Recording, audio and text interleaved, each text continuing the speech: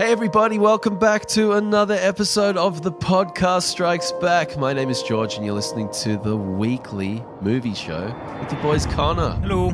Benny. Hi there. Guys, I'm so happy to see you this week. Aw. We have a stacked list and we missed last week, which was a bit of a shame. We got our Captain Marvel review out, so thanks to everyone who's checked that out. Everyone. Everyone. Thank everyone that's checked that out. Everyone. All of those views. Thank you for giving them to us. We got a lot to talk about with Captain Marvel this week. We have some stuff, personal stories about this YouTube review that we've put up and all the comments we've got. So it's going to be a very interesting conversation, plus a shit load of trailers. But first, we got an announcement to make. Connor, do you want to announce some new you've content? completely thrown me under the No, bus. I can do it. I'll do it. I'm It's happy fine. to. It's fine. I'm happy to. Yeah.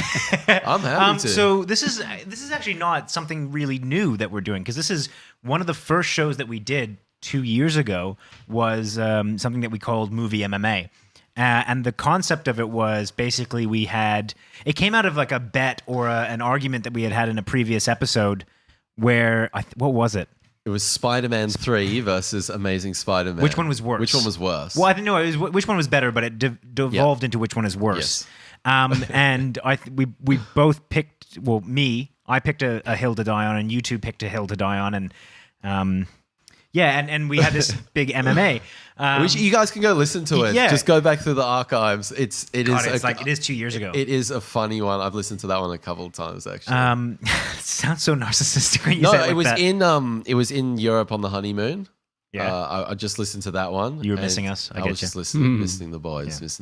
So we've wanted to bring that show back pretty much since we did the first one, but we haven't really figured out the best way to structure it or the best way to kind of go forward with the show, and we focused on the weekly show and all that kind of stuff. So we're finally bringing back the MMA show, which is really exciting. And we're going to start it out by doing an MMA show for the best Phase 1 Marvel movie. Yes. Is the first one on the slate. So we'll release some more details coming up, guys. We'll get a release date, who's going to fight who.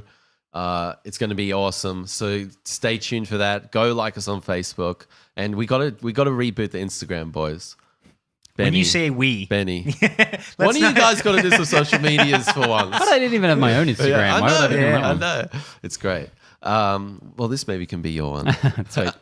So stay tuned for that. It's going to be awesome. I'm really pumped. and we also have another show coming up, which is we're gonna this has been something on the cards for a while, but we want to start doing commentary, and we thought that obviously with an Endgame coming out, what better way to start it than to do a live commentary on Justice League? Yes, you've That'll probably be the second one. Yeah. Yeah. It'll just be like 2.5 hours of us silently Trashing. crying. Sobbing, yeah. No, we're gonna do it with Infinity War.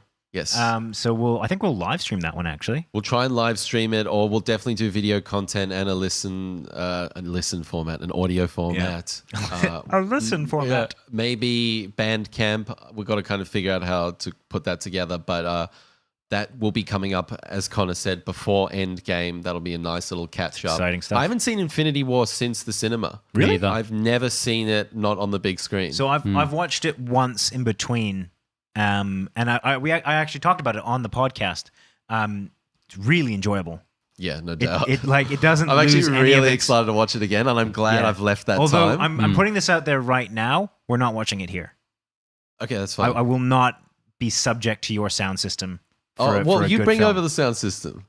I'm not going to carry out over my entire Yes, sound you system. will. No, You've I got a will big not. truck. We'll work out the details off screen. I'm going to do it on my bike. Strap to my back.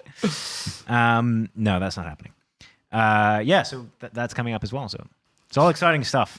Killer. And we've got some other cool stuff cooking in the background, guys. So the podcast strikes back, taking it to the next level. Thanks so much for all your listens and views. We really appreciate it. Let's get on with the show. Let's catch up on what everyone's been watching. Your list is going to be gargantuan. Yeah. I'm terrified. So maybe we should start with us, because ours is very small. Yeah, you did this to yourselves. You got 2 weeks of content. I know. Oh God. I'm pretty sure I missed a couple, but I'll just go with what I can remember that I watched. One was I started. My girlfriend's been away for like 2 weeks. She started her new job out of state, so I've kind of I'm in that weird space where I've got lots of time to watch things, but I'm also can't watch new things without her because then I just have to rewatch it with her. Yeah. So I'm kind of like, fuck The shit. gatekeeper. Yeah. So I ended up rewatching a good chunk of Disenchanted. The Matt, I always get his name wrong. Matt Groening. I was going to say Groening again. The Matt Groening animation. Yes. Fantasy Netflix I never checked show. that out. Yeah, I highly recommend it. It kind of diminishing returns on the second time.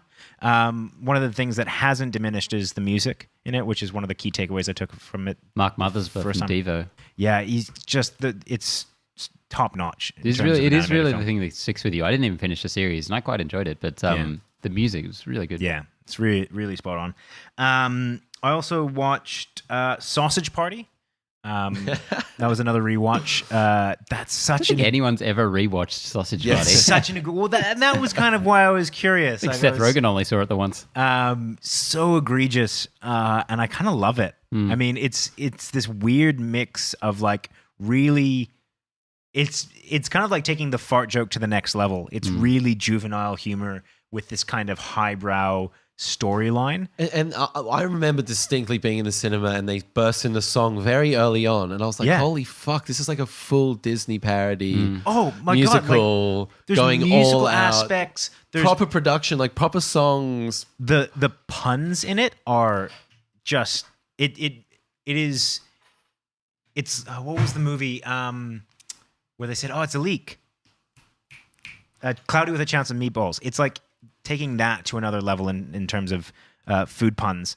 And then for the next week, I just sung Meatloaf, which is one of my favorite jokes of the entire thing. It's just Meatloaf singing as a meatloaf. So yeah, rewatched that. Also rewatched Inglourious Bastards,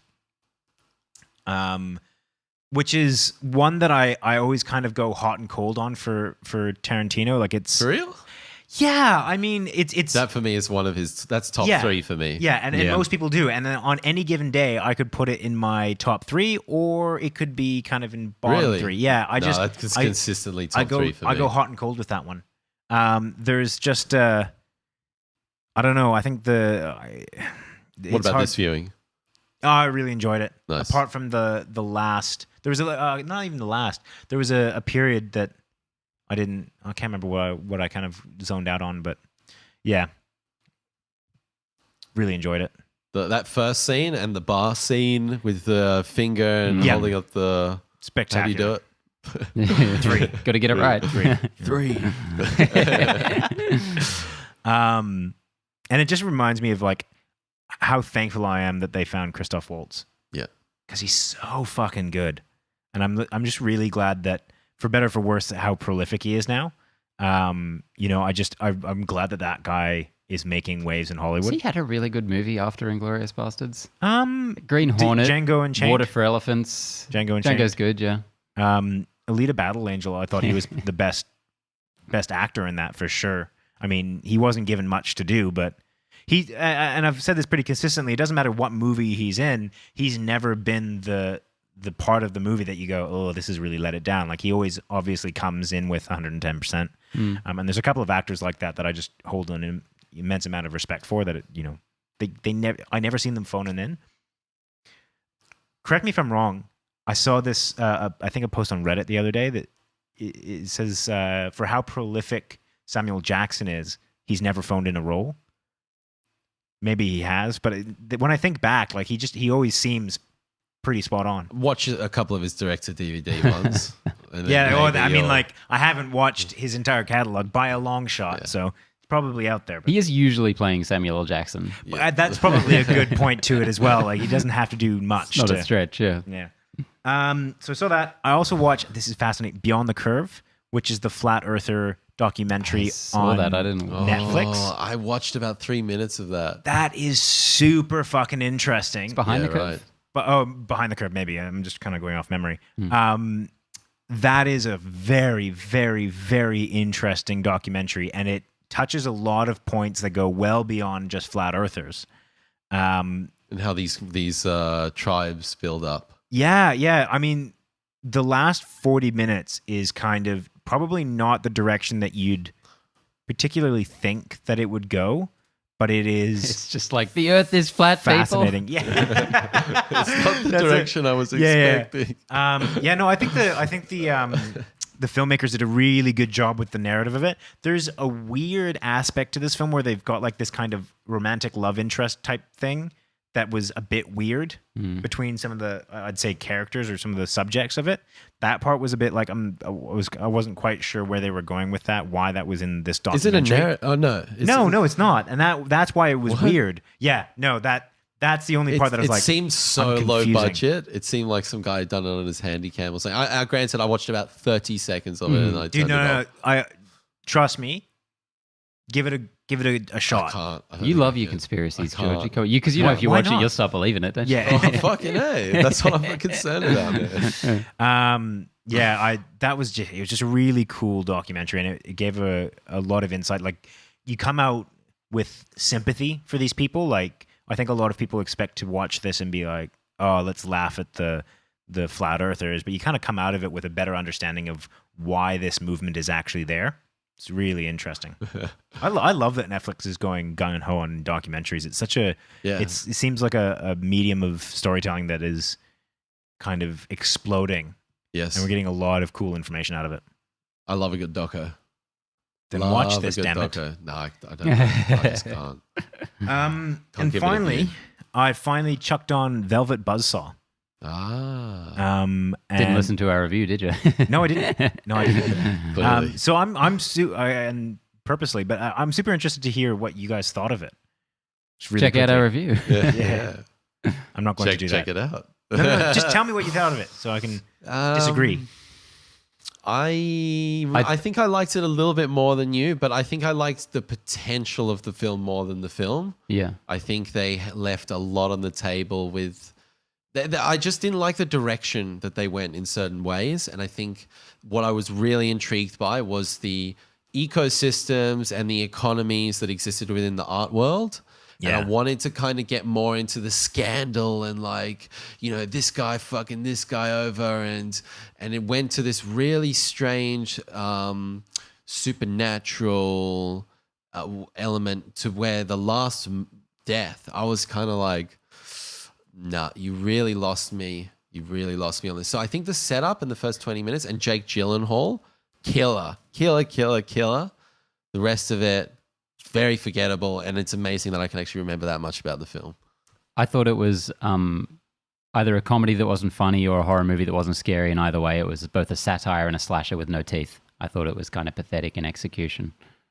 It's oddly, I don't know if I'd say ironic, kind of almost fitting that sounds like a very kind of soundbite review, which is a lot of the themes that this was dealing with. Anyways, I dug it. I thought that it was, yeah. I mean, just I had a feeling you might. sorry, I had a feeling you might. yeah. Gyllenhaal in it, like just as a character study, He was fantastic. he's so good. Yeah, he was And awesome. I did love that delving into the art world and the subterfuge, and I think that they did enough to kind of like give you a glimpse into that world. I think that That was the interesting stuff, though. yeah, but I liked the kind of the ominous It was so badly put together, I thought that, and they had a really cool opportunity with the artist and that story, and they just all that stuff really didn't factor in at all. And I was like, oh, that's a missed opportunity. I thought that was a film of missed opportunities. That's what I felt. I like. totally get what you mean, and I think that was a movie that very much felt like Netflix was like, do a thing, do it in 6 months. And kind Do of a thing, yeah. And I mean, like, I have no problem with that. This is for me, this was a perfect Netflix film. Like, I got some entertainment out of it. I loved watching Jake Gyllenhaal. I loved watching the entire cast. Really. Yeah, it was a really good cast, and I actually, even though he didn't get a lot of screen time, John Malkovich was really good in it. Yeah. His character made a lot of impact. Yeah. And had an interesting narrative and a place in his career that was. It was one of And I those wanna see movies. more. I Yeah, wanna it was see one of those more. movies where I felt like I was missing something. Like I'd have to watch it again to really understand. But I think the thing the is metaphor. I felt that way. And I think Benny felt that way, and we came to the conclusion that there actually wasn't. Like That's entirely actually possible. The Yeah. satire wasn't developed enough. The horror wasn't developed enough. The comedy wasn't the developed horror is enough. definitely where they were lacking. I thought it was really interesting because they didn't show much gore. I mean, apart from one or two scenes, like you didn't really see anyone actually die. The Toni Collette one was good. I will give it that. The Toni Collette. That's why it was in the trailer. Yeah. Yeah. Yeah. Yeah. I just. That's interesting. I thought you Yeah. would have fucking hated that one. No. I really dug it. Interesting. Well, we didn't like it, so he had to. Yeah. So I had to. I had no choice. Yeah. Which is what I was trying to avoid it was by written in not the stars. listening to you guys' review. But It's just lo and behold, there it is. Well, I took a trip to the cinema and went to see Alien and Aliens. So Alien was on 35mm film. That was cool. And that was the director's cut. And then Aliens was the theatrical version on 70mm. Interesting choice there. Director's theatrical. Anyway, great little double feature. Absolute classic. Great to see it on the big screen. I think after watching these, I really love Alien. I appreciate it. Like, that's one of my favorite films of all time. But just the memorable lines and the characters and the action in Aliens is so entertaining. I wonder if that just in entertainment I don't know, it maybe has the edge for me. Nonetheless, I really love them, and it's a fantastic double feature. Probably be a fascinating case study on just entertainment versus craftsmanship. Or like, art or the sort of more independent vibe versus blockbuster. I also watched Searching, that John Cho thriller. Oh, yes. Fuck, bro. Blown away. It's good, huh? I'm like 20, 30 minutes into the film and I'm like, I'm staring at the same screen the whole time. And you feel like you know these characters, you understand them. Very, very well handled. Don't even compare this to Unfriended. This is leaps and bounds. I think ahead. that's what got a lot of people, including myself, because I still haven't watched it, just because I hate that gimmicky style of filmmaking. And this is one where the gimmick and the follow through in vision aligned really nicely and came to a fantastic little thriller. And the one-man show is only strong as its lead, and show was amazing in that movie. Harold and Kumar, man. Who would have thought? Yeah, totally. Who would have thought? Hats off to him. Great job. That opening sequence where it's just going like a montage through the years, fucking so good. And you said it's like Up. You made that comparison, correct? That's a great comparison. Yeah. You get this, it hits you in the feels in the same way. Totally. the same way, that's a big call.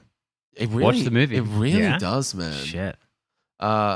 Watch Captain America 1 as well. I bought the 3-pack on That's interesting. on Apple TV, Yeah. iTunes. You know that small little company. I was that- like, I'm going to pick up that package because boom, Yeah. First Avenger, Winter Soldier, Civil I War. think I've That got is a about- sick yeah. little trilogy, man. I think I've got about half of them on iTunes. Yeah. roughly. Yeah, I don't love this movie, but I really like it. This is definitely Yeah. not one of my favorite Marvel films, but there's parts of it that I really enjoy, and it's a great. The whole time I'm watching it, I'm like, I remember before this film came out, hearing about a character called Captain America. I thought this was going to be a nobody. I never thought he would ever make impact. I was never interested in seeing Captain America on the big screen. And that movie changed it for me. So I'll always and give Chris it that. Evans of all people playing Captain America. That setup with Skinny Steve in, And the in CG New York still is looks pretty amazing. good, It looks man. great. Like, There's a couple shots where his chin's like almost around his lip. but And it's like- at its best, it's flawless. Still, Oh, I yeah, think. so good. We'll get into this because we're gonna talk about Captain Marvel a little bit later. But this is a movie that I more and more compare with Captain Marvel. They are. I think that's why I put it on.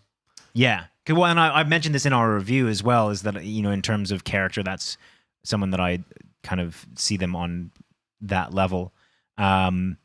We'll explore that a little bit later, I suppose. Yeah.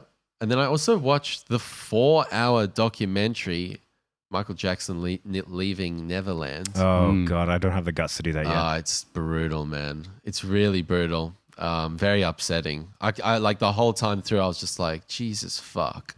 Fucking hell, man. Holy fuck. Like, that was me every 45 seconds, Are you going to be thrown in on any of the King of Pop anytime soon? You know what? There's so many interesting things that spiral out of this that we can't really get into because we have a really big podcast ahead. But can you separate art? I'm not really a big Michael Jackson fan. Can you separate art from the creator?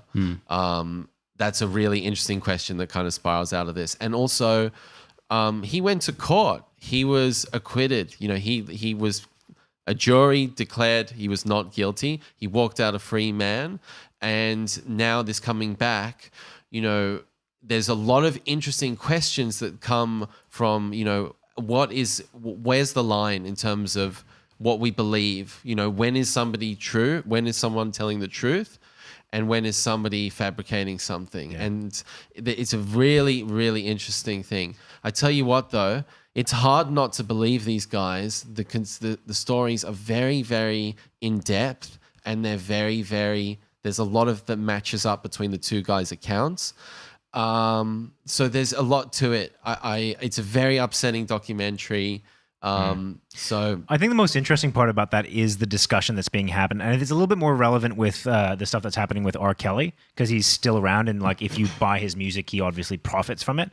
A little less so with Michael Jackson. He's dead, so he's not profiting from anything. But I think there's something to be said for the death of the author, not literally, but in the kind of more metaphorical sense of that separation between someone's art and what they intended behind it and who did it. And it'll become really interesting going back to films, for example, that have Kevin Spacey in it, like Seven. Well, like Seven or Usual Suspects. K-Pax. K-Pax. Yeah, that's the one that I'm really worried is going to lose cultural significance. Yeah.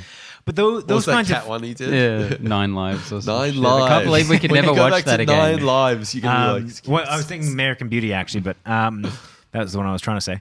But just like going back and like, can I still go back and enjoy this movie even though I know that the person in it is a monster, or that goes for any other number of movies in Hollywood where the people behind them are just some of them are just plain evil.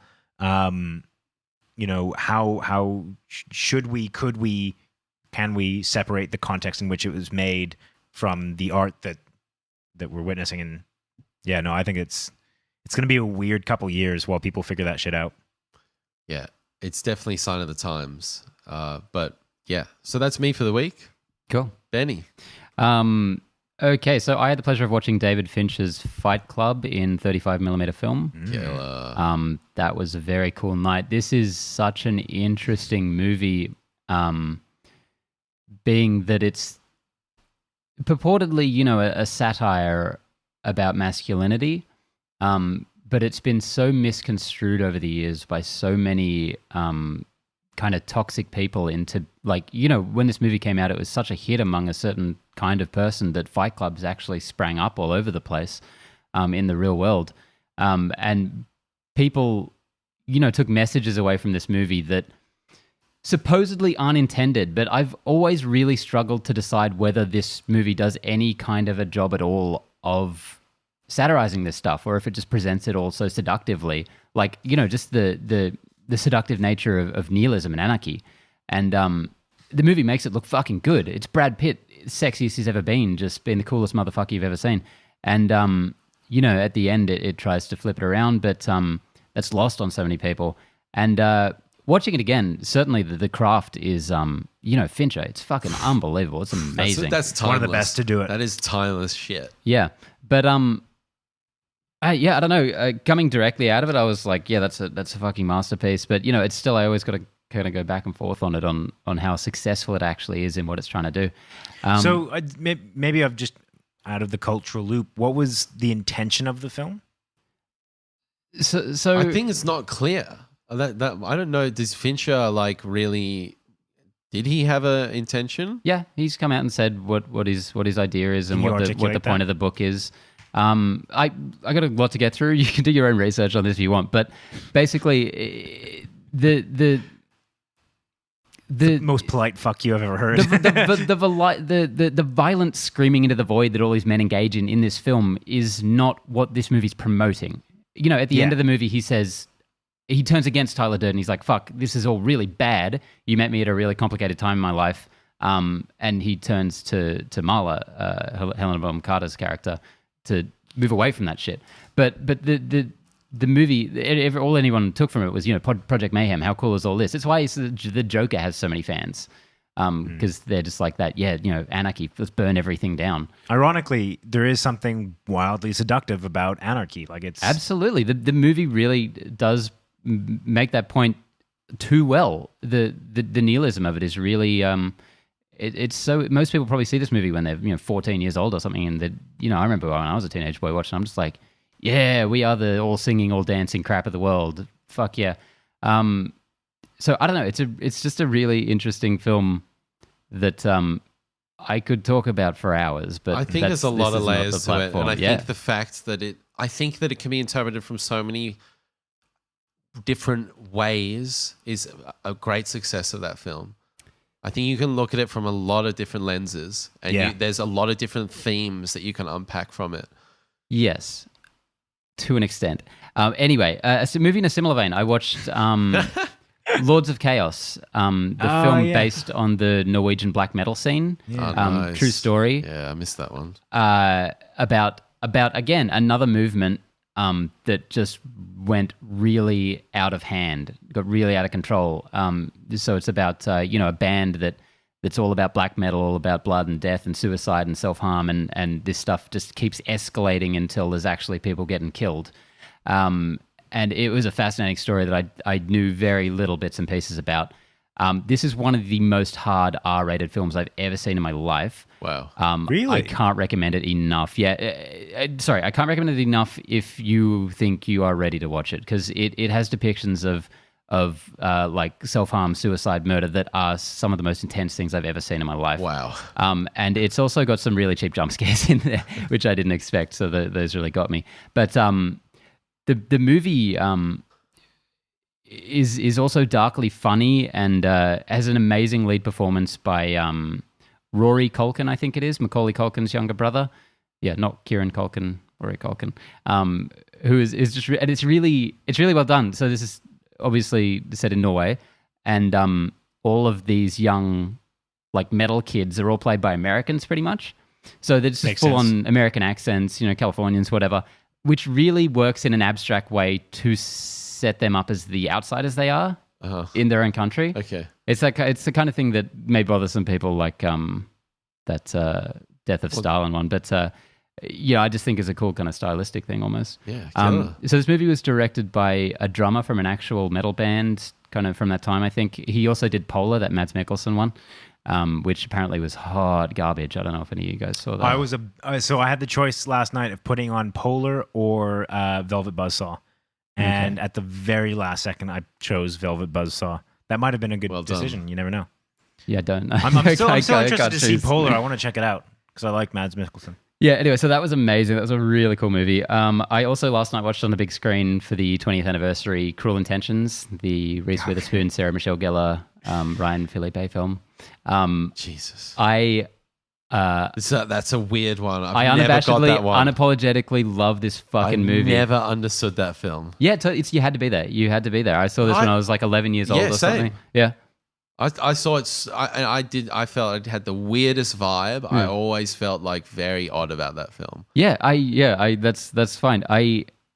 Like I said, I fucking love it. I think the first CD I ever bought was the soundtrack to this movie. Nice. Fucking Placebo and shit. Really? So watching it again last night was the first time I've seen it in a long time, and it was a cool little trip down memory lane. And I got to say, I still absolutely love it. I think it's got a huge cult following, so it's not underrated necessarily, but people didn't really love it when it came out. Ryan Philippe has the most perfectly sociopathic smile in that movie. It's fucking great. I watched Stan and Ollie, the Laurel and Hardy film. Oh, how is it? That was really sweet. Really, really sweet. John C. Reilly and Steve Coogan, just playing this classic double act, doing a really good job of making humans behind the skits, and it had a real emotional punch towards the end that I wasn't expecting. Really took me by surprise. I watched Mum and Dad, a Nicolas Cage horror sort of movie about this virus or something, a signal, you don't really find out what it is, sweeps this small suburb like a zombie virus, making all parents want to kill specifically their own children. And it's just this crazy over the top. It's by I can't remember if it's Neville Dean or Taylor, the Crank guys. It's by one of them. So it's just this fucking engine roar of a movie. You know the way they make movies. And Nicolas Cage is at his Nicolas Cageiest. But surprisingly, Selma Blair, who plays the mother, I thought was the real MVP of the film. It was really good to see her after she has not really had much since Cruel Intentions. I've always really liked Selma Blair. Yeah.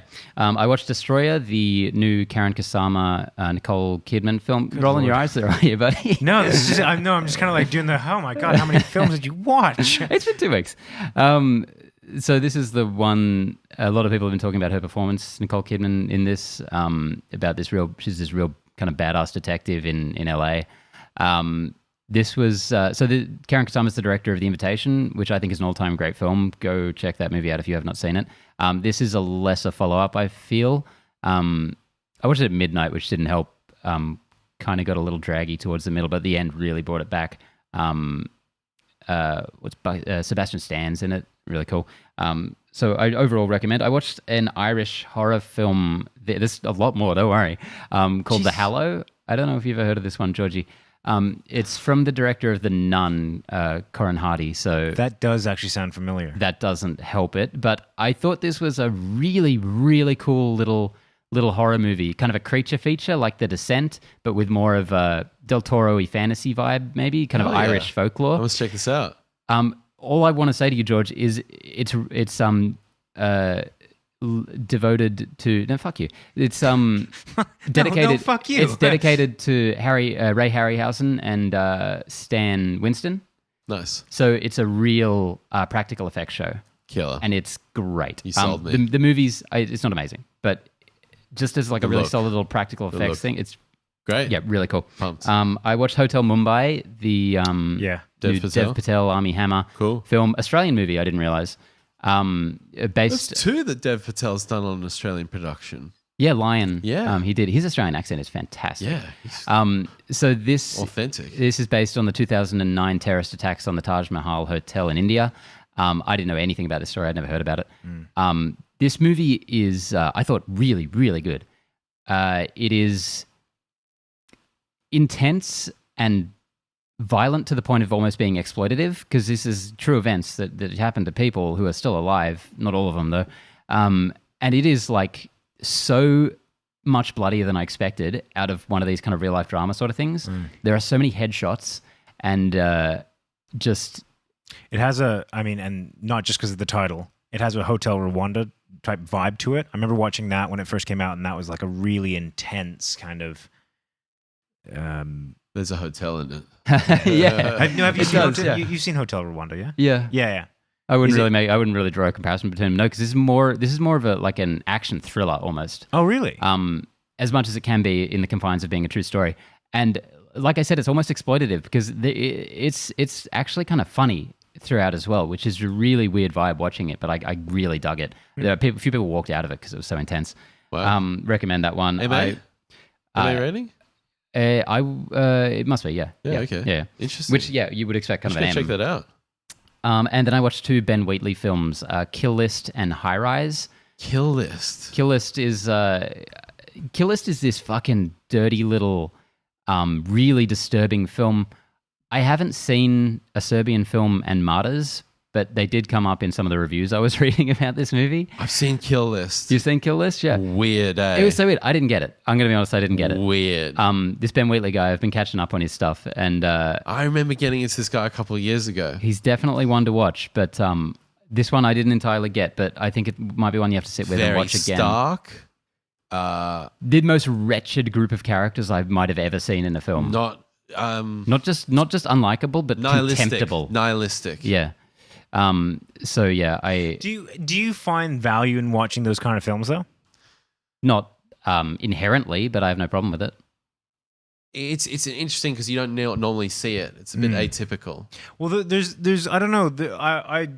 This has always been kind of a debate I have with myself of like whether I bother watching or whether I enjoy films that have characters that have no relatable, or they're like so nihilistic or just, as you said, Ben, contemptible. Like just characters that you don't like, whether those are movies that I would ever recommend to anyone else, or whether, you know, if I could go back, whether I would watch again.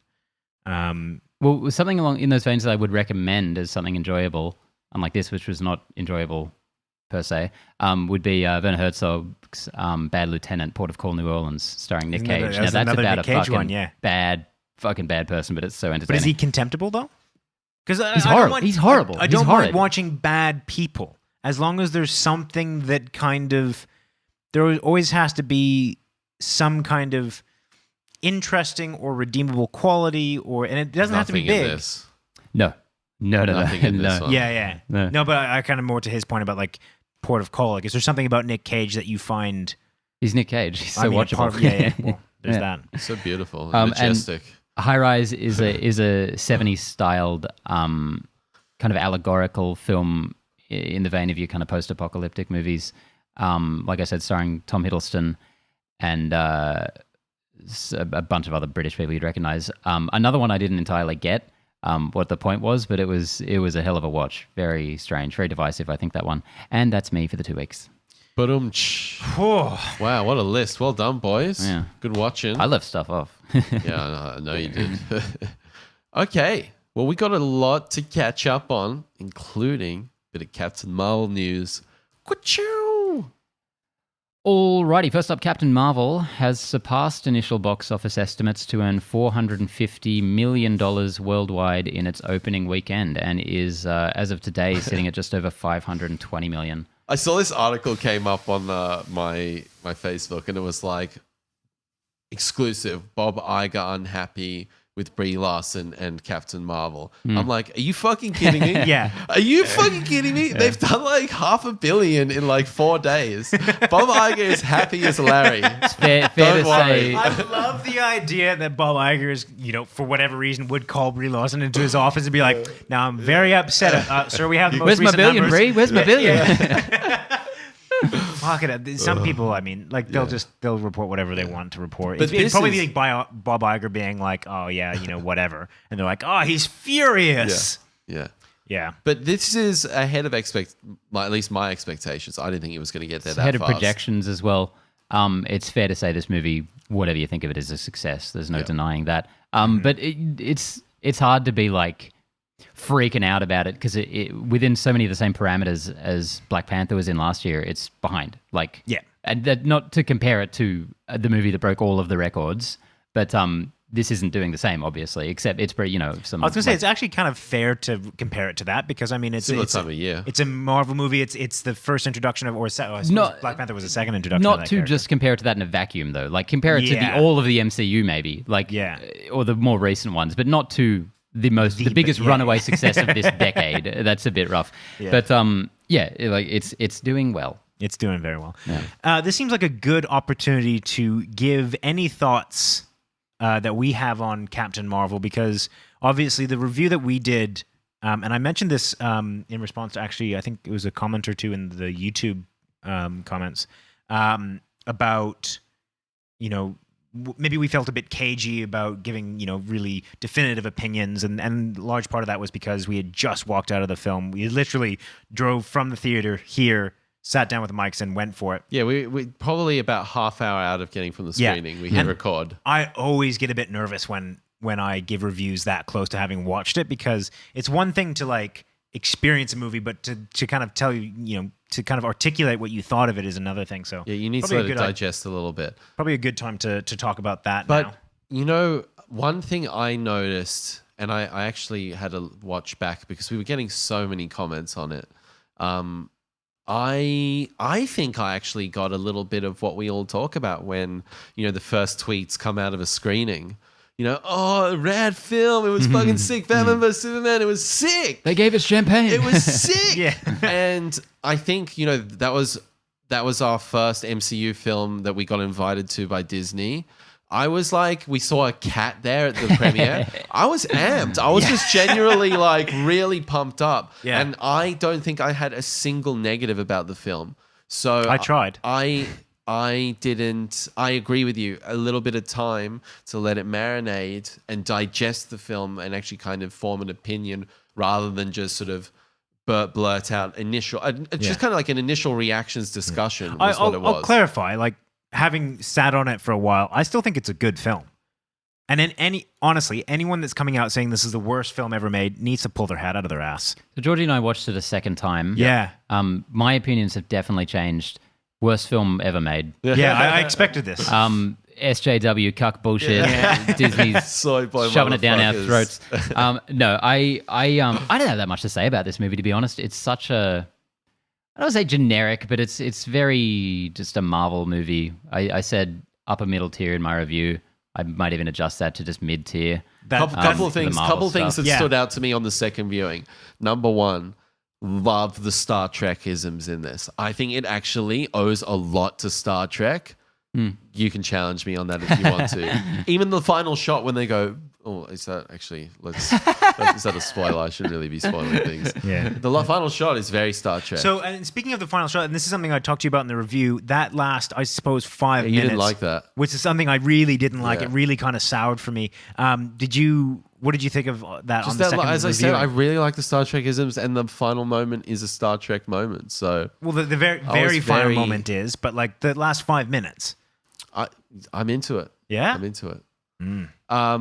Number two, love the general's kind of like space stuff with the phase one. A lot of people are saying it's a generic MCU film. We haven't seen a film in that phase one style for a very long time. So I would thought it was cool to kind of fit that in. And I like how, I said this in the review, the melting pot style.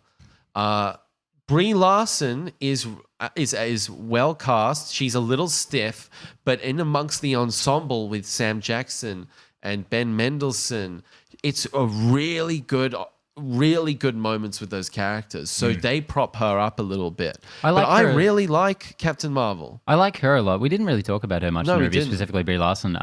I think she has a lot of people really don't like her. A little bit. I think a lot of people don't like her outside of this context of the movie. No, a lot of people don't like her for what she stands for outside, and a lot of people don't like her performance. I think a lot of people came to this movie with a lot of baggage.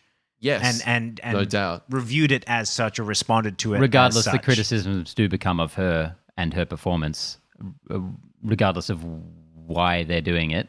Some people are, presumably, some of the people are sincere in their dislike of her. Yeah. So go on. I think she has such a cool little glint in her eye throughout that film that it's cheeky. Yeah, she's just as sarcastic, kind of ask it. It's just fun. Yeah, and I think that's all that. To be honest, when going into this movie, that's all you really need.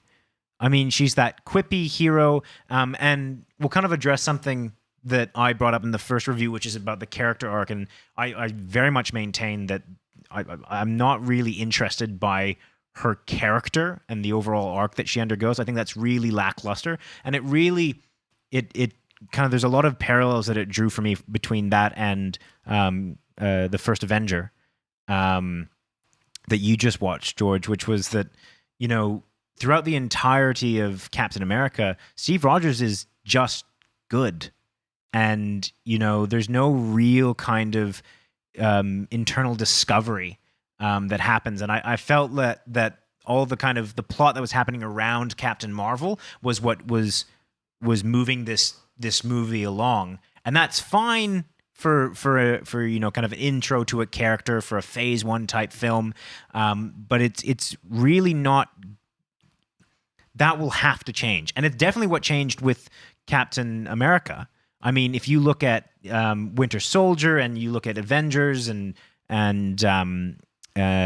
Civil War and all of that, he becomes a far more complex character. He develops, opinions on things that contrast with others, and you have to see him kind of fight internally. And there's some genuine strife there, and there's some movement on his side. I don't think he really ever has a moment of internal struggle.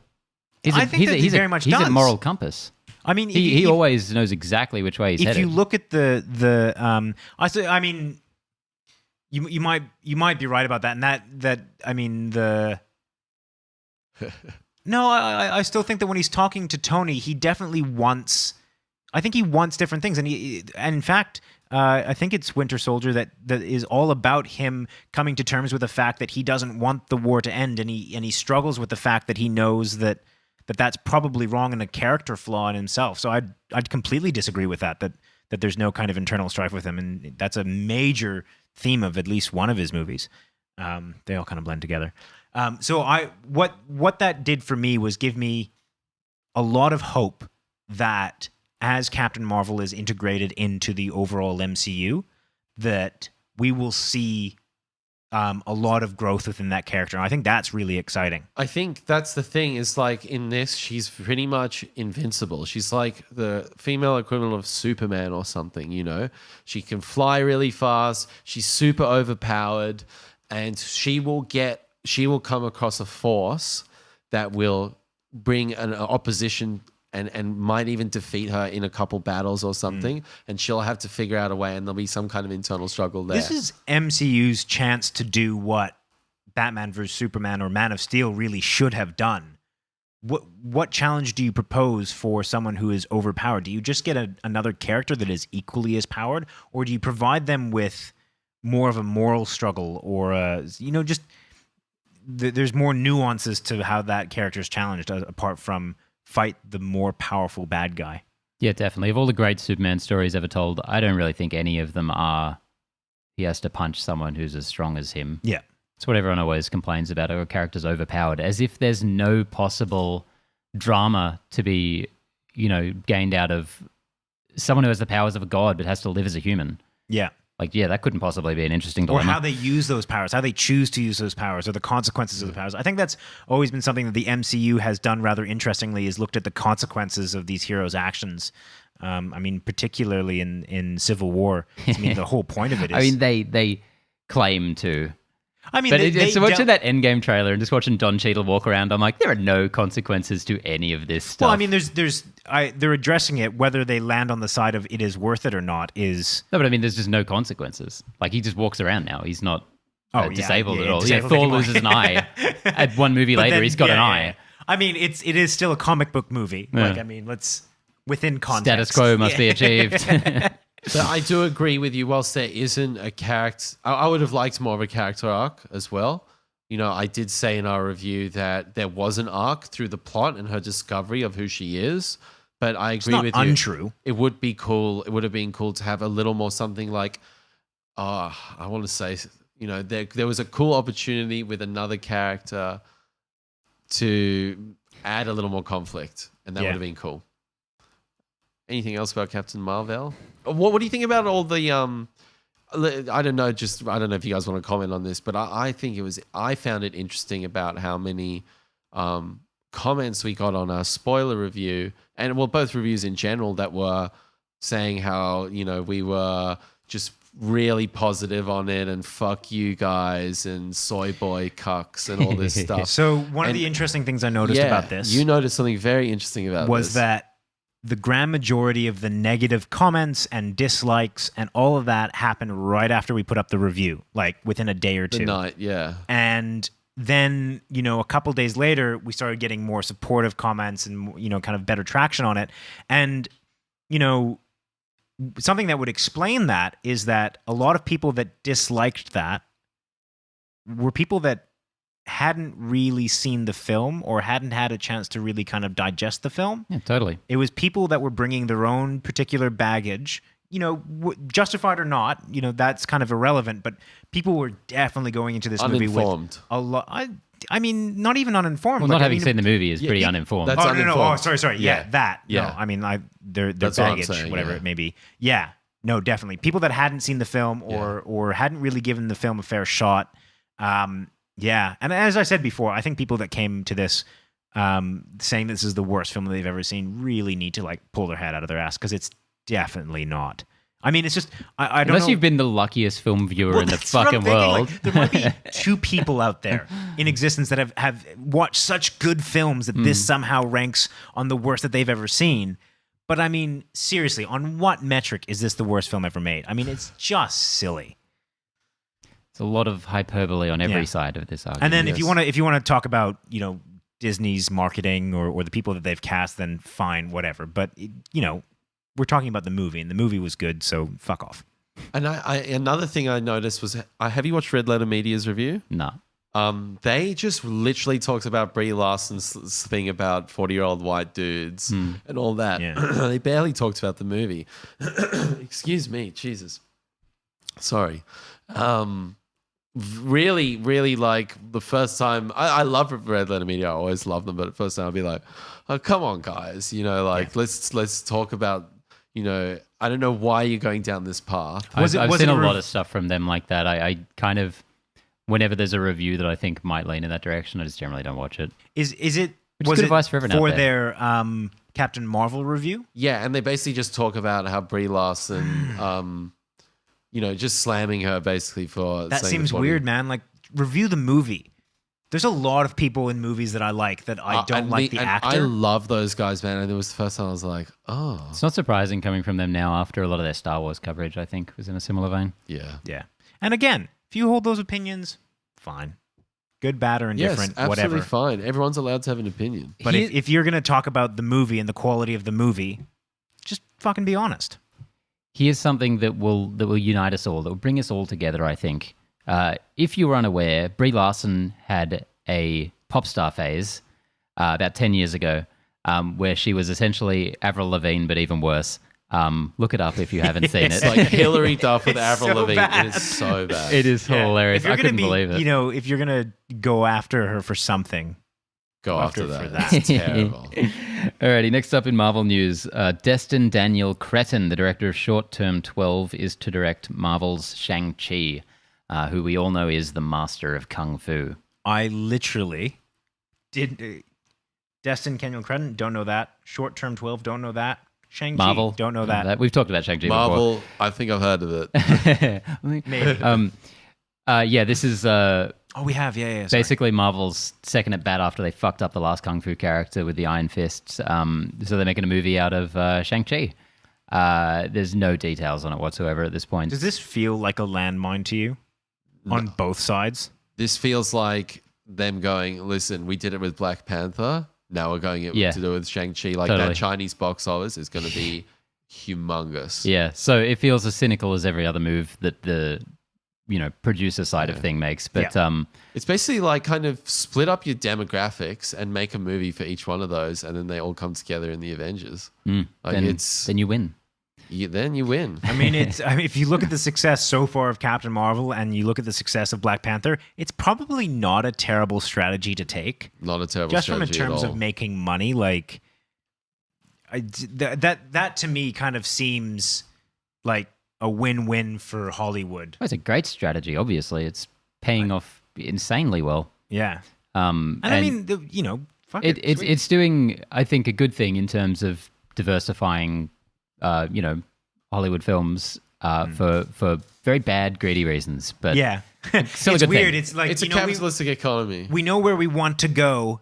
And then, like, we're just going to close our eyes for how we get there. You're like, I don't really feel And if like there's this is a good demand decision. there, Like, we will go. yeah, like, It's also hopefully it seems- is them just being all altruistic and all, but then you're like, maybe it's not, maybe it is, I don't know. This also seems like a great way to potentially capitalize on the untapped potential of, as I just mentioned, fucking Iron Fist. We could use some really great action stuff in the MCU, specifically, like martial art fight scenes. Holy crap! Oh, it's gonna be so cool. Like if there was a whole movie that was like Captain America versus Batroc the Leaper on that boat, how fucking sick would that be? So has anyone seen Absolutely, how Short good. Term 12? No, but it's very highly regarded. I've got it on the Really? list. Now, yeah. is this I'm looking at the pictures here and I'm Brie Larson, I seeing think. a drama. Yeah, Independent drama. I think I don't hold me to this. I think there might be some science fiction elements to it or something. I might be thinking of something else. But yeah, this is typical kind of Marvel's like take an indie director and put him into the machine. Do you know plug what? him in. But you know what? Sorry, but I think the missed opportunity here is that Marvel, or the process for anyone who doesn't know, is that like director comes in and directs the main dialogue scenes and all that, and they've got a team that does all the action sequences. Like they know what the fuck they're doing. I feel, that seems weird, though, because the action that you saw in Captain Marvel was miles away from the Russo brothers. Russos, I think, are a different beast. Yeah. Put them in a different category. Because but that's- like your that's Doctor what got me Strange, really excited. your Black Panther, your Well, so much of that Captain Marvel. is visual effects that's just locked in before It's the just movie like even starts. let them go on rails. And I feel like this is one where it would be cool to get somebody. Gareth Evans. Oh shit! Gareth Evans. Gareth Evans Marvel. That would be sick. Do it! Yeah, just do the raid within the fucking MCU. my I heard God. I heard the best suggestion today in the comments. Credit to whoever you are. That they should make it essentially a remake of Enter the Dragon and have an island-based kung fu tournament or martial arts tournament with a bit of an espionage thing going on as well, and just bring in a bunch of B-list, C-list, Z-list Marvel villains that we've never seen before, maybe a couple we have, just to be on this island, to be fighting people. Shit. So it's kind of, Mortal Kombat. I was about all to say shit. that feels very Mortal Kombat-y Yeah. type. Pumped. And You yeah, sold me. For something that's not happening. You sold me. yeah. Well, Give this man a job. hey, Give this man to employ the guy I in the find comments good a job. comments. Yeah, Yeah. I think that'd be sick. Yeah, that would be really cool. I'm really G'd for this. I got really pumped when I was thinking about Russo brothers action, but in like Oh. that kind of kung fu setting. Crazy. Oh, that'd be fucking hectic. Crazy. Alrighty, next up in Marvel news again. Marvel is producing an animated What If series for Disney Plus. So for anyone who doesn't know, What If is Me. a series of comics that is run throughout the decades, basically standalone issues that have the title What If and then the premise. So what if someone else got Spider-Man's powers instead of Spider-Man? What if Captain America was thought out much later after the guy after the psychotic one in the 70s or whatever?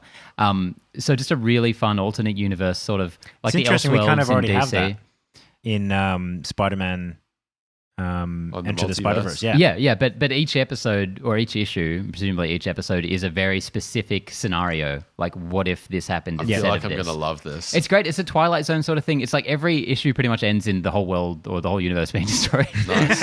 It's so would funny. have can't worked exist. well. It can't Yeah. exist. It's like, what if such and such character got the Infinity Stones instead of Thanos? It's just fun little what if scenarios. And it's an animated show. I'm getting very Spider-Verse vibes from You this. could have a lot of fun with that. You Yeah. could to do be honest. anything stylistically. It could be different every This is gonna episode. pop off, You man. could get in the MC actors for the voice roles.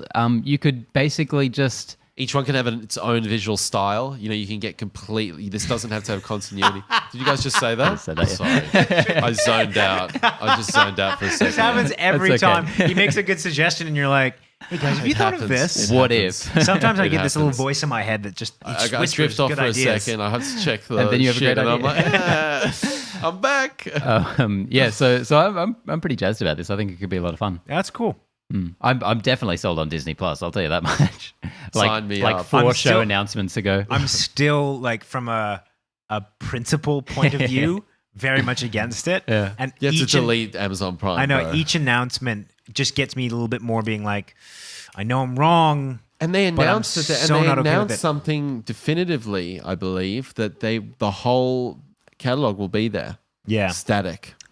They said that, yeah. They did. Interesting. It's very, Bob Iger, very right? That's- Bob interesting. Iger said that. Fucking. But it's ballsy, motherfucker. Yeah. I reckon you may have a point, Connor. I reckon 24 months in, that might change. Yeah. Because I've got someone Stan again at the moment, and they just recently in Australia got all of the Disney stuff, Disney all, stuff, all of the Disney licensing stuff. And there is a solid collection on there of Disney stuff, but relatively small given what they have. And I'm just looking at it like it's nice having these things sitting right here rather Yeah. than having to go buy everything. Yes. So I'm like, man, with that in mind, goddamn. I'm being the naysayer, I'm being the contrarian, all that kind of stuff. The way that I see that industry going, like I'm just like, I'm seeing like how they're just gonna milk money out of people, and it's gonna be real bad because other people are gonna get into that same level of thinking, and we're just gonna turn into the same. Like we're gonna run into cable TV again, which is what we went to streaming to get away from. Let's not get into this. Story number 4. Yeah, sorry. So, in DC news, Will Smith won't be returning for James Gunn's The Suicide Squad. Idris Elba apparently is going to be taking over the role of Deadshot. Yeah. So this was like a huge 1-2 punch of a couple of days. Will Smith's not coming back. Everyone's like, who gives a shit? That's fine. There's a million other characters they can use for the Suicide Squad. And then suddenly they're like, no, Idris Elba's going to play the same character. Recasting Like, him. okay, so this is less And of a everyone's soft happy as reboot. fuck. Yeah, I mean, that's fucking even better. Lufa, mate. And That being said, he would be such a good Bronze Tiger, who is a brilliant Suicide Squad character because he's a hero who stuff went wrong. He went down a dark path, but he's not one of the villains. So he's a really good protagonist for the All I'm Suicide thinking Squad. about with Bronze called an Tiger is anti-hero. that Tarantino produced is a film or the Wu-Tang Clan. Wu-Tang Clan. Yeah. Oh god, that's such a bad film. the man with the iron fist. Yeah, that. Russell Crowe. What's the director's name again? It's RZA. RZA director. RZA, yeah. Fuck, I hate his directorial this shit. is really cool. I'm really pumped for James Gunn. Yeah, just before we have a discussion about it, there are apparently some other squad members rumored for the movie, being King Shark, a giant humanoid shark. If you've seen Street Sharks, you know the deal. Fuck yes. Ratcatcher, just someone who can control rats, Batman villain, I think. Polka Dot Man, hilarious Silver Age comic book character, just a guy covered in polka dots, and they all do different things. And Peacemaker, who is just a violent vigilante sort of guy who apparently... This could be a game changer. Gunn's looking at Batista for that role. This could be a fucking game changer. So He's looking at Batista. This could be Guardians. Really very interesting because he's obviously gone for some weirder characters, and it feels like the angle that he will have to go for is a little bit more wacky, a little bit more kind of out there, and less basically like the one that we got originally. The roster is, I would say, not too different in terms of, tier lists of DC villains. I'd say these are a little less well known, but I don't think many people outside of that kind of world really would have known anyone from the first one, except for Harley Quinn. Harley Quinn, Deadshot, I knew. Who else was there? Crocodile Rock. Killer Croc. Fuck. God, That's fucking such thing. Boomerang Croc. I really hope for this one. If this movie's going to suck anyway, I would love it if they just brought back the guy who played Killer Croc. I can't pronounce his name, and just put him again in shitty makeup, and he was like a 5 foot tall shark man. No. But there was so much potential for a Suicide Squad movie, and they fucked the pooch so hard on it. I would So love hard. this to be. Do you know what I would love love this doing? to be sick. Such a good premise. I love going on YouTube and finding reviewers that enjoyed Suicide Squad because I kind of need to figure out where their mind is at for why they like it. It's like this kind of morbid fascination. Like, It's what were you colourful, watching? And it's badass, man. Yeah, like I mean, how many positives can you really ilk out of that? They're film? a family. If you're looking for one of the worst They've films got ever each made, other's like, back, man. without hyperbole. And it ends with a big beam of light coming from the sky that looks awesome. That's about all you can give. If they make this more like the first animated Suicide Squad film, which was basically the Suicide Squad has to break into Arkham Asylum to get someone out, I think. Yeah, you mentioned that. And Batman shows up a bit.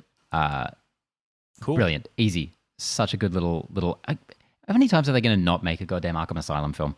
The Batman one, hopefully, will do that. So many times. DC is like that kid that you have to teach the same lesson to like several times. Yeah. Just like, Still an "Please get it this 86-year-old Yeah. Johnny.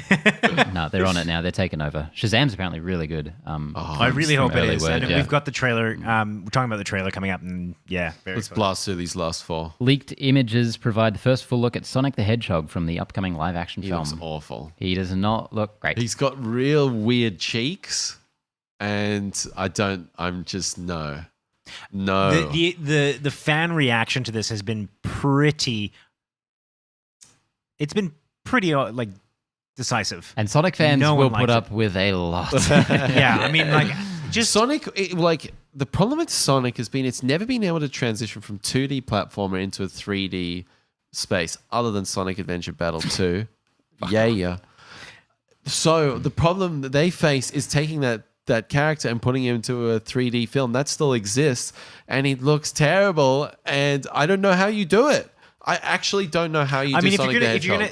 if the character's gonna look weird either way, just do the eyes.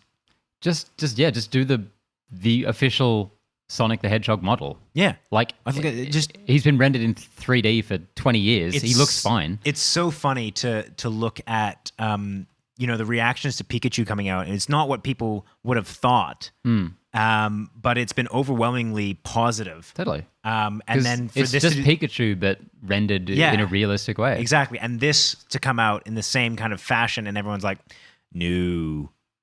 It doesn't take much to fuck it up. I don't think it's as bad as it could have been. We're seeing a lot of the because we got the silhouette so long ago, and there are a lot of kind of guesses at what he might how look he's like. like a man's body. That's weird. Yeah, it looks like a guy in a that's suit. freaking me out a little bit. Yeah, it's uncomfortable.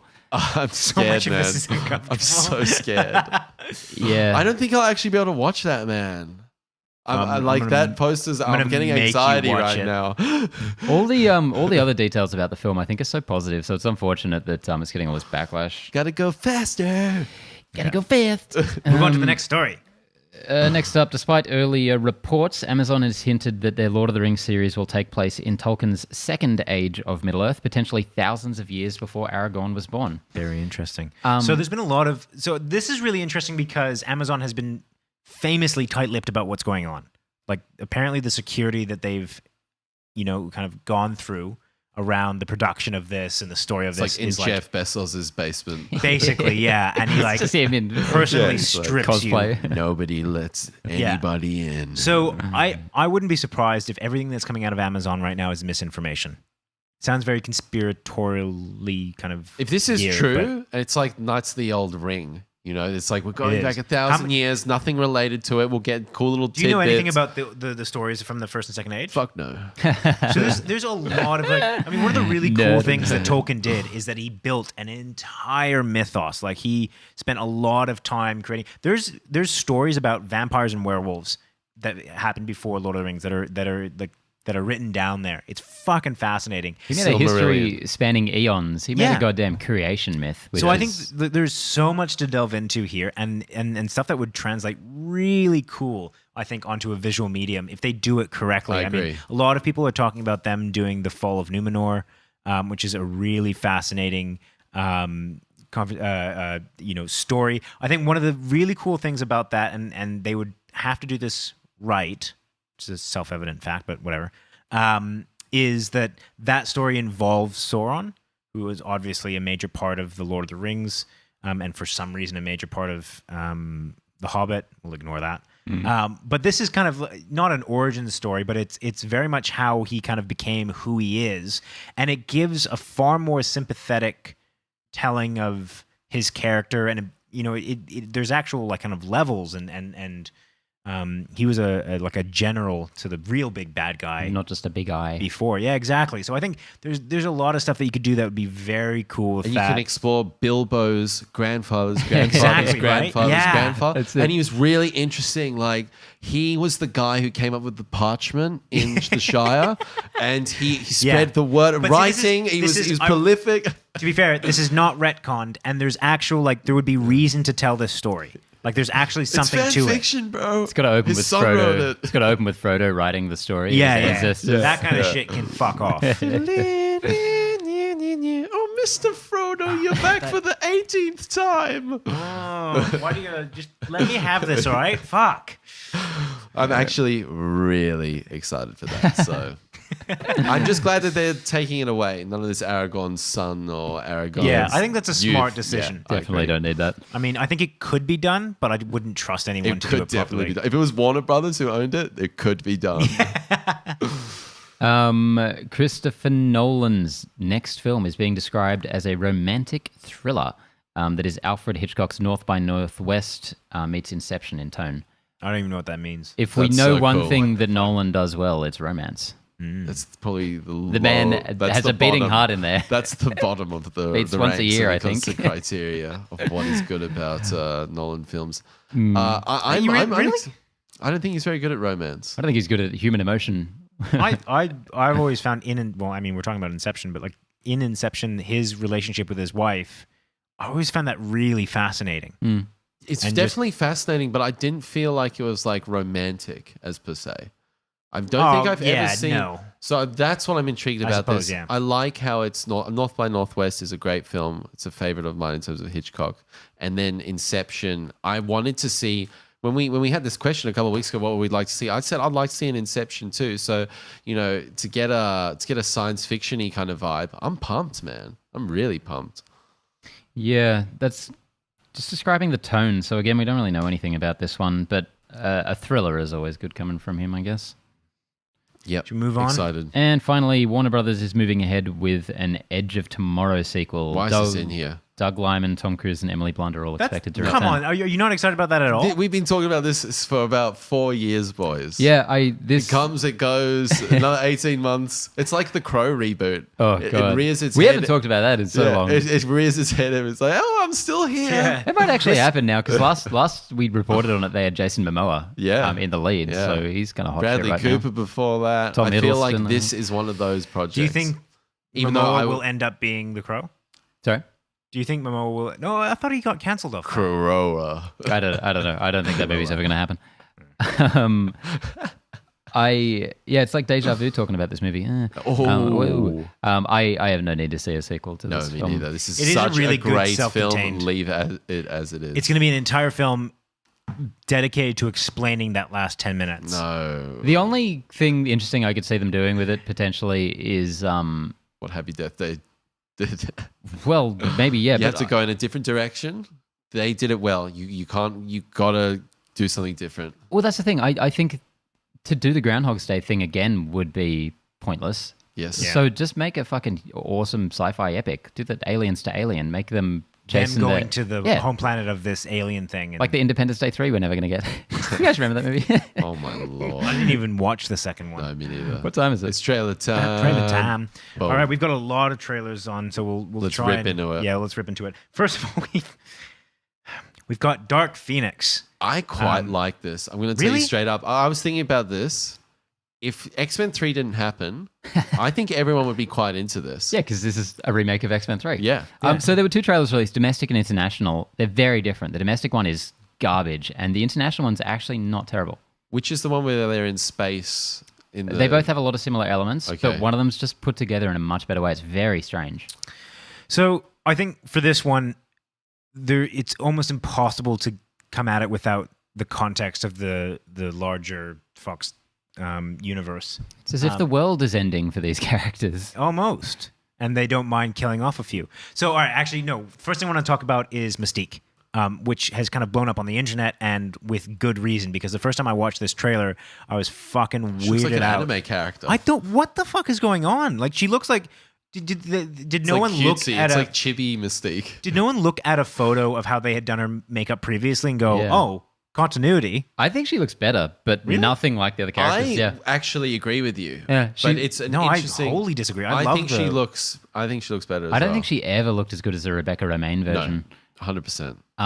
She always really looked like she's had really like acrylic paint all over her face.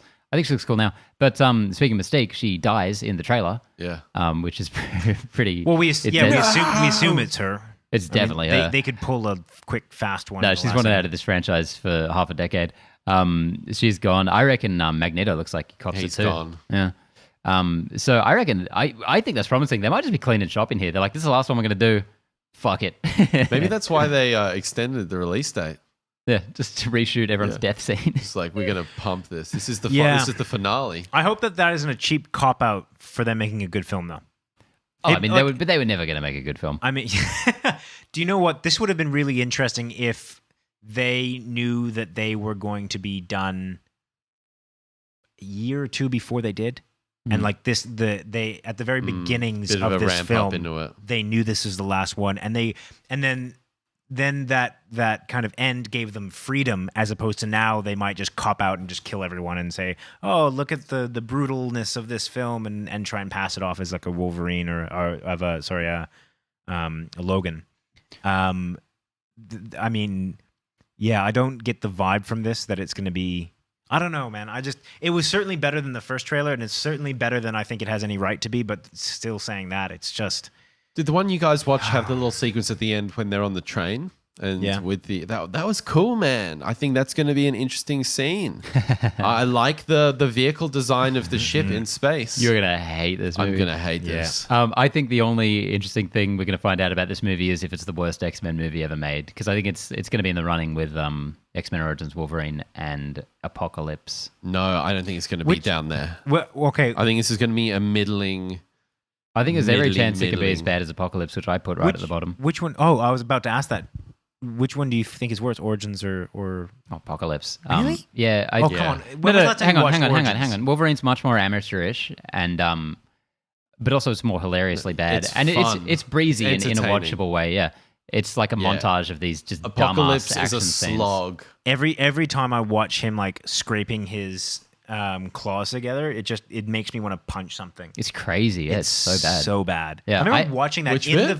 when he's in front of the mirror and like Takes he his like metal claws out for the first time, and they're like, it looks like something out of Roger Rabbit. Yeah. It's literally a cartoon. It's Wow. bizarre. It's The the worst CG effect. work is terrible. You've seen Because this though, remember haven't the you? movie? The Oh, movie. it's been a while. The movie leaked online, I remember. unfinished, and About everyone 9 months before. everyone hated it. It tanked any chance it was ever going to have, so they didn't finish it. I think. Wow. It's got like, to be something like that. fuck 'Cause it. I remember Holy being fuck. fucking Damage weirded control. out as shit when I watched that the first time, and I was like, we've already had what 2, maybe 3 X-Men films by that time, 3. and I mean, in all of them, never was I look like, oh, those look shit. Hmm. And I was like, how did they go backwards? Yeah. How does that happen? Might be right, Benny. Anyway, Moving we'll on. find out about that one anyways. if it ever comes out. Remember New Mutants? Next right. up we have. Sorry. Yeah, no, I'm taking it. Connor's like, that's mad. Next, we've got Aladdin. Oh, New Aladdin. Trailer. That I came can't out. believe it. I actually kind of like this one as well. I know. What I the will hell? say though, the song at the end with the music, it feels so wrong to me.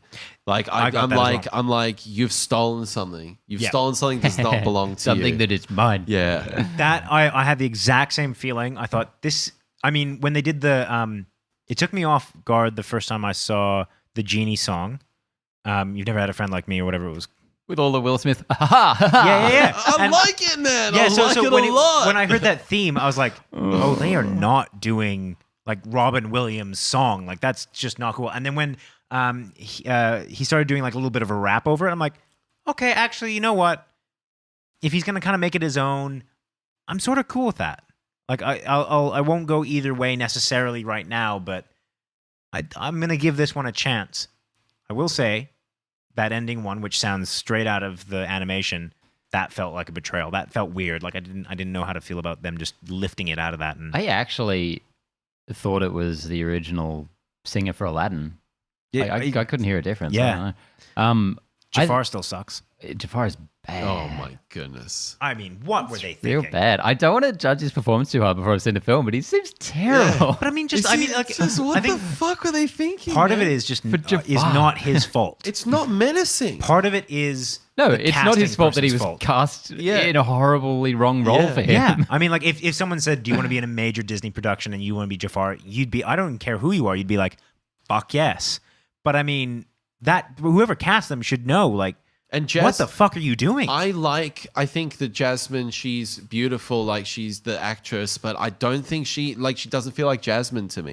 You know, there's something we saw her for missing like 2 there. seconds. I don't I think liked we her a can- lot in Power Rangers. I reckon she can. I don't she know, can nail that man. role. There's something just feels like I'm surprised how much I like this trailer, but something feels decidedly Are off. you saying you hate women? No, No. I think you might I be. love women. I thought this trailer was. Love women. Sorry, Ash. I thought. I thought this trailer was terrible. Really? Yeah, I watched it 17 minutes after it first came out, and Fuck yeah. I was just sitting on my couch at like midnight. I'm like, this is Terrible? kind of laughable. Yeah, I thought it looked like just the cheapest production on a tiny soundstage. I for a lot of it. disagree. I was like actually surprised at how I was like, wow, this actually looks okay. This is the most negative I've been on this movie so far, and I'm very keen to see it to find out how I feel. I'm but not gonna. I'm gonna be where you're at once it's all said and done. yeah, didn't like it at all. Next up, Yeah, you're doing that. Shit, you were meant to keep talking. Detective Pikachu, the second one that was released. I don't think I did. I watch this? I don't know if I Fuck, did. God damn it! I gave you one job. I think that's the one I missed. That's what happens when I don't put it on for you guys. I know. I can't go really down enjoyed lists, this. you know. I thought that. this was the best one so far. Yeah. I loved this. Oh fuck! I mean, this. I don't is- remember it because it was about 2 weeks ago. But, Look, this, I mean, there's nothing really different than the first one. I mean, the style of humor is very similar. The look of it is very similar. You don't really get that much more information, but it reveals Mewtwo. Maybe you have seen it. yeah, No? definitely haven't seen Okay, that. so it reveals Mewtwo at the end, which Yeah. is kind of the biggest Very new thing we cool. have in this. Sick. So he's presumably the Mewtwo, man. villain in this. Yeah, Fuck everyone up. he looks weird. He looks gross. Really? But yeah, he's Aw. he looks good. Like he looks like Mewtwo, but Mewtwo's really gross apparently in real life. Mewtwo's just like a kind of weird Mew. 2. Yeah. Yeah, I think this just keeps looking better and better though. Hell yeah, I'm pumped. I have high hopes and high expectations for this film, which might be dangerous, but Yeah. we go. Yes, definitely. next we have Shazam. I love the effect where he goes up to the building and goes, that looks so good. I'm sorry, I just want to point out how like reverently you said Shazam right there. It was just like a really beautiful moment. You're like, Shazam. Yes.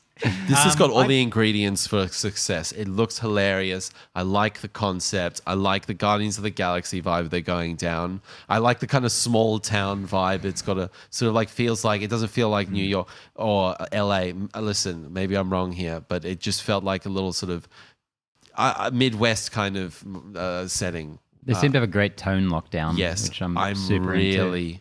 really excited for this. I think hope it can deliver. I think it looks fantastic. My only hesitation, and this is more of just a potentially bad thing, is that Mark Strong's Dr. Savannah, in the comics, he's just an evil scientist kind of guy. But in this, he's like he's got all the powers, Yeah. I'm like, fucking him up that feels, through the buildings. That feels like some, I don't know, Fantastic Four #1 Doctor Doom stuff or something. Yeah, but, it'll be interesting to see what I'm interested to see is their relationship, and there's a potential for this, and I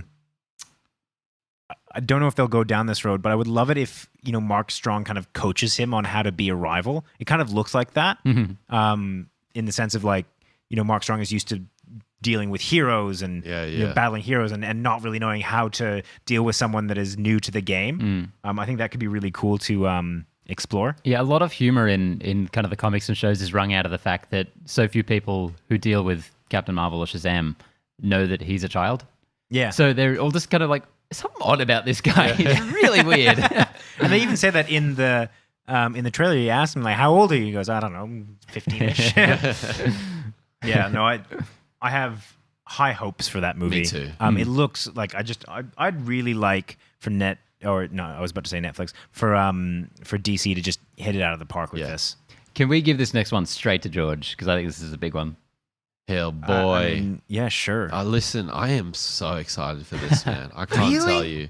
I am on board, motherfucker. Yeah. Bring it. All my hesitations.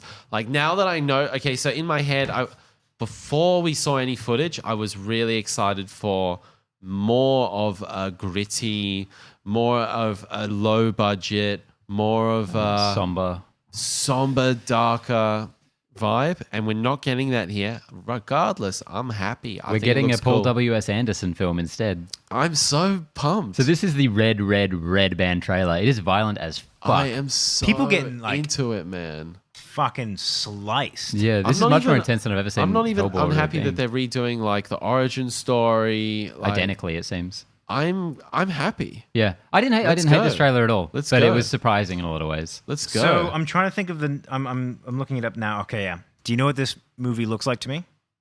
It's The Last Witch Hunter. Vin Diesel. Yeah, totally. That's not a good thing. Don't be like, yeah, man. Bro, I love that. Like Solomon Kane as well. It reminds me of that. Look, I get the appeal of that, but this is. I mean, it doesn't look great. Like it just. I think it looks fantastic. Yeah, I didn't make Really? that Paul W.S. Anderson comparison lightly because he makes B movies, but he makes great B movies. Yeah. And I think this does look like fun. Yeah. Hopefully. I am so pumped. I still think his face looks terrible. I was about to say, No. like every close up Disagree. of Whenever his mouth moves, it's just like it doesn't look right. They shy away from it too. Like they have him kind of talking off screen and stuff Yeah. in this. Yeah. And that last line really fell flat for me. David, I'm a can we go again? Capricorn and you're fucking crazy. I was just like, oh, that seems like a low hanging fruit that they just couldn't Yeah, get. this feels like a throwback. Love it. Yeah, no, I'm not 100% convinced on that one. All right, next we got Good Boys. Did you watch the trailer for this one? I did. Ah, well done.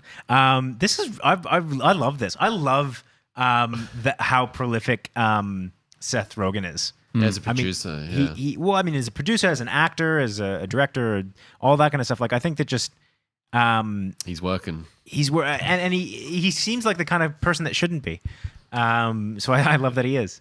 I love that they're just taking Superbad and keep turning the age down, like keep going backwards. I hope there's a baby version of this. This feels very much like Sausage Party in that like it's presented as a kids film, but it's nothing like a kids film. And I have a feeling that that's something that they're going to do a couple more times to probably pretty good effect. Like it's so jarring and so weird that has to be entertaining. If I was 15, I would love this trailer. That's all I'm going to say. Yeah, this looks like a lot of fun. I feel like they've really struck a good balance of these kids being like, wisecracking, funny kids, but also like there's an innocence there to them. Yeah. Like your Stranger Things and what have you, which looks very endearing. It kind of reminded me of It, the kids in It, particularly that one kid. That's giving Richie. it a lot high caliber, man. I mean, That why? is the highest. I feel as though this is a cool concept for a trailer and maybe a little episode or something, but as a whole movie, we'll see if they can keep that interest and they've got a good script. I mean, it's Seth That's my Rogen. I mean, reservation. he's generally pretty good at that, and his new movie's gotten a lot of good reviews apparently. The Long Shot. Yeah. Oh, So, all right. So moving on, Midsommar. Bring it. Ari Aster's follow-up to Hereditary. Could Praise not be more our excited Lord. for this film. Praise our Lord. God damn. God, he really he's kind of got a fascination with cults. There was a lot of cultish stuff in Hereditary, and that seems to be one of the major themes in this. Listen, gorgeous cinematography, very distinct setting. All bright daylight. I am He seems to have a fascination intrigued. with people making noises. Yeah. What's the one in this trailer that he like? Ha. It's something like that. It's like weird. They keep doing it over and over again. It's like a breathing. They're like ha. I don't remember. Yeah. But It's something I noticed because I was like, if they're gonna do that same kind of gimmick again, that seems a bit weird. I'll follow this guy to the ends of the earth. Yeah, Hereditary he's got me. being a debut feature film just blew my fucking mind. Does that not kind of make you a bit worried though? No, totally, yeah. I was just thinking about Us the other day because some reviews are starting to flood in, and I'm like, I wouldn't be surprised if Jordan Peele did have an underwhelming second film, because man, the praise got heaped on him. doesn't seem to be the case. I've seen some mixed stuff. Okay. That say it's a little messy, but But I mean, the problem with that film, I think, is going to be the overhype before it. Because I mean, coming off the back of, this film will have a more of a chance of being successful because, what's it called? Hereditary got slammed by a lot of people. So not reviewers though. Critically, it was adored. yeah, but so- the public opinion is not with that. Like, I mean, Get Out had both reviewers and the public going fucking Yeah, but bananas for that. Fuck the plebs.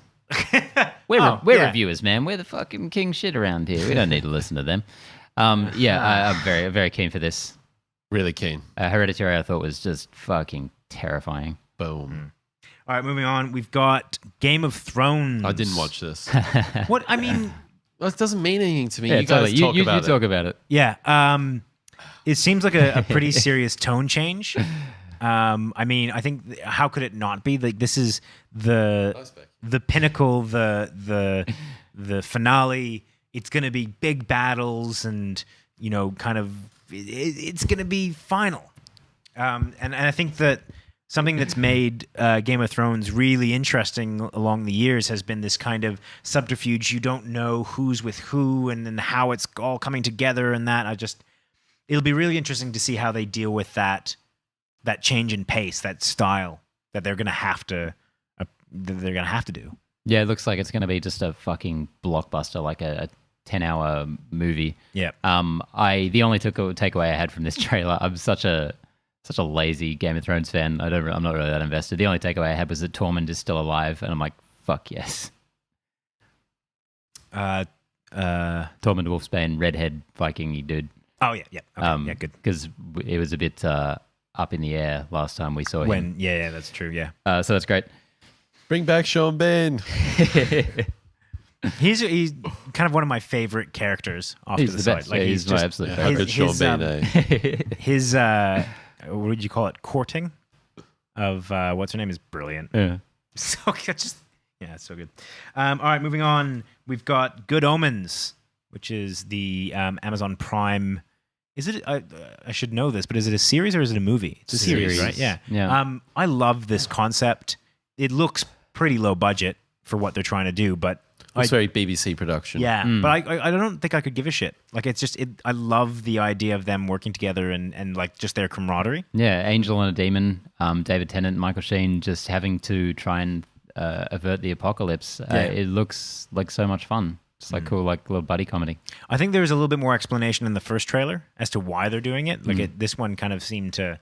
But this had a lot more in terms of spectacle. Yeah, and John Hamm cheap looking or not. Yeah, I didn't realize it was in Cheap this. to go for the Queen, but David Bowie drop after fucking Bohemian Rhapsody. Like I was like, oh come on, that's an obvious choice. Oh, that was good though. It was a good it worked out choice. well. It's strategically a great choice. But it But I also just fit felt the like- trailer. Yeah, So what the hell are you complaining about? I guess, but they're leveraging that, and that's fine. But it felt to me a little. I really loved everything else in the trailer. That was the only little nitpick for me. So you didn't like that song in there?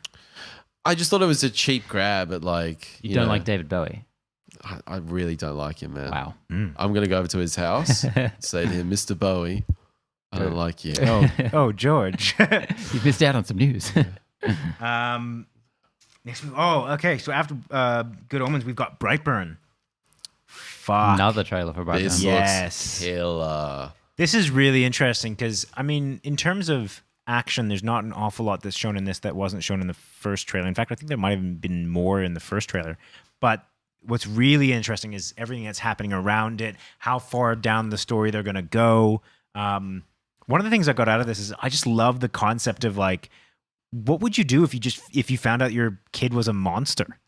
Yeah. Like, I mean, that the mentality or the mindset of a mother that would have to contend with that is At what stage do you diagnose that? Just Yeah. quickly, if anyone out there has not seen We Need to Talk About Kevin, rectify that immediately. Yeah, I need to see that shit. Also, if So- you don't want to ever sleep again, research child psychopaths. It's fucking terrifying. If you don't want kids, research it. Yeah, Um, seriously. So yeah, this is James Gunn produced What If Superman Was Evil story. Every trailer that comes out, this movie looks cheaper to me, which is not necessarily a bad thing. That's fine. Yeah, but It's better. Yeah, it really feels like that. Like Slither grade film, Totally. which is It awesome. almost bit reminds where- me of Chronicle. The more I think about it. That bit where he attacks the woman in the cupboard or in the classroom or whatever. This is going to be Vicious, really man. Remember when fucking brutal, I there's think. the blood in her Vicious. eye. Woo. Sorry, the glasses. She pulled Yeah. the glass out of her Yeah. eyeball. So when that happened, I was like, oh, shit. This is going to be really intense. I am very much looking forward to this. I think this is a very Yeah. interesting way to play with the concept, invert it, add some horror elements. It's got a good selection of ingredients. And that trailer, I was very impressed. I think the tone of it's on point. I think like they've got some really cool action-y, what would you call it? Action in, I don't even know, set pieces you would call it, Yeah. I guess, with her at the end sitting in the kitchen. There's some Tearing through really the cool house. stuff in here. Yeah, I thought this was going to be a bit more of a slow burn, a little bit more kind of thriller aspect. Will he, won't he? They've kind of come out and said, oh, yeah, he will. Yeah, 100%. Like they're very much... We'll see where it ends up. But Yeah, I think that'll be the interesting part. I mean, I hope that they aren't spoiling the good parts of the film. Like, if it does end up being a bit more of a slower burn and that's the finale, I'll be really hopefully kind it of gets upset. mowed down by like half an Air Force or something. Really, a kid version of Batman comes in and beats the shit out of him. All right, next we have Why did you say that name? Do you bleed? Yeah, I'd love it if he was saying it as in mercy. Like Batman being like, Martha. Like, I don't know, Martha. Fuck. I'm so pumped to talk about this next trailer. Why? I don't even know Trailer what of the the fuck week. this is in here. This trailer of the week. What is man. going? Who put this in here? Hello. Show yourself. I'm actually upset I didn't put it in here. I don't even know what I've you want. I betrayed don't even want. myself. This is what, like a fucking $20 movie? What is it? Seriously. Oh, sorry, Doom Annihilation. So another Doom movie. Fuck. It makes the one from 2005 look like a spectacle. I know. I was like, how are they making the old Doom film look good? This seriously, like, some bits in this look like, go over to Gary's place and he's got a let's make a spare movie, yeah. garage. So we'll put up a bit of cardboard and then that's like a motorized this? door on a spaceship. Have you And guys? there was a legit. Was it like a character that legit said in this, "Kill, kill, kill," Oh, I or don't like know. "run"? Or they repeated something, and I was like, "Oh my god, this is the most lowest common denominator stuff you can get." Have you guys seen the original? Yeah, I saw it last year on my honeymoon, man. It's so good. Actually? I legit love Doom. I have such a soft spot for that. Yeah, cool. I've been meaning to check it out. It's The Rock. Yeah, it's on Netflix now, so It's the I think I'll film do that The Rock that bombed, and The Rock was like, "I gotta do the family-friendly shit," because he says "motherfucker" and all kinds of stuff in Doom, and Well, he said that was a turning point 100% for him 100% on how he marketed himself, how he Yep. went down, like what movies were going to be successful. And he did Witch Mountain or some crap. Yeah. The Race to Witch Mountain. Yeah, which least I we will got a good never me- see. I will never see. At least that. we got a good meme out of it. Yeah. Last one, and this is the only one I didn't watch. Did we even talk about the trailer? Let's talk about It was bad. Gary's garage. Last one was Batman vs. Teenage Mutant Ninja Turtles. This is a very specific movie. Yeah, Ben, you want to take this one? There's not much to say about it. I'm so happy this is happening. I think it looks like a lot of fun. I really like this, DC original movies, just making kind of random things like what if stories, like we were talking about before. I will watch this the second it comes out. I'm really keen for this. What is it coming out on? Blu-ray and digital. Okay. Digital. Cool. Digital. Yeah. What does that even mean anymore? Connor, Cool. what do you think about that? Yeah. And give two shits about that. All right. There we have it, people. Let's call it a day there. It's been a long episode. Tons of stuff to talk about. Lots to catch up on. Thanks so much for tuning in. Quick little shout out to our boy Drew Torres from Downright Superb. He's put out a really cool video that gave us a little shout out. So we're going to give him a little shout out. It's Mike Flanagan versus The Conjuring. A really cool little video essay that he's put a lot of effort into. So go check that out. Shout out to Drew. We'll be back next week. We've got a ton of stuff. Movie MMA coming up. Infinity War commentary coming up. Get ready. It's going to be popping off with the boy Connor. See ya. Benny.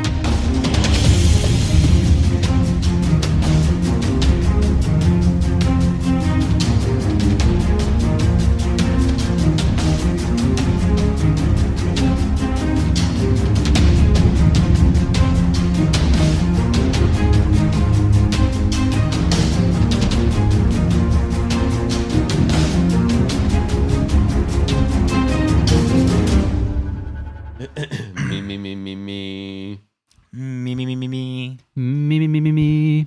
The podcast Strikes back. I'm not going to rap, sorry. When you got to go, Connor? Sorry? When do you got to go? As soon as possible. You're like 3 minutes in. See Yeah. ya. Bye. Yeah. I have to be on every podcast. This is a big week, but I guess we don't have a review, so it's pretty sweet. Yeah, that's fine. I mean, we've started relatively early, so if we get to it, then All right, let's launch.